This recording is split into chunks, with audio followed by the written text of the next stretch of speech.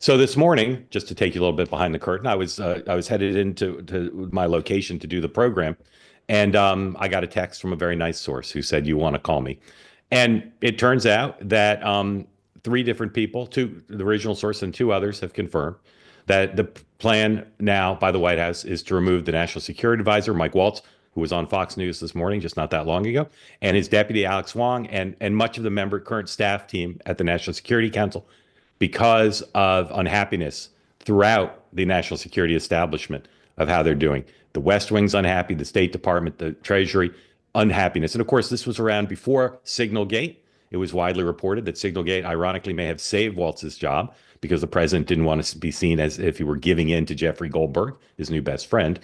Um, but there's lots of levels of unhappiness, and it's less about Signalgate than it is about, as I understand it from my sources, a general belief that it's not being run efficiently in an organized way. It may happen as early as today.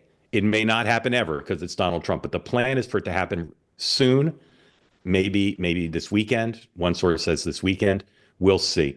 But the original choice to replace the National Security Advisor for many in the government was a guy named Christopher Landau. He's currently the Deputy Secretary of State. He is said to be doing such a good job and is so valuable to Marco Rubio that Rubio says, no, you can't have my guy. So he's got job lock because he's doing well. Some people have experienced that. You know what that's like. So Landau, I'm told, will not get the job, even though he's very highly thought of because he's so highly thought of. A candidate that's being discussed who has support at very high levels within the administration is Steve Witkoff, the president's friend and special envoy to everything.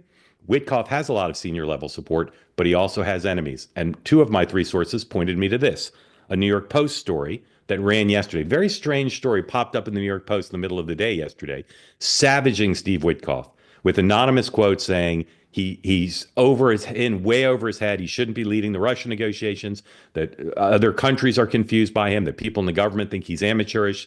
The story was filled with savage blind quotes. Do we have the money quote, Paul? I don't know if we do or not. There we go. Nice guy, but a dumbling effing idiot, this person said of Witkoff. He should not be doing this alone, meaning negotiating these deals. Now, will his critics be more happy with him as head of the NSC? Not according to my sources. And they believe that some people believe that the reason the Post story popped up was because word was beginning to spread that Waltz was out and that Witkoff was his likely replacement. And what the speculation is, this New York Post story is aiming at stopping that. Hey, want to be part of the two-way community all the time? Hit the subscribe button. Great video clips like this, plus conversations like no other, full episodes and more, always available on this channel. You got to hit subscribe to never miss a thing.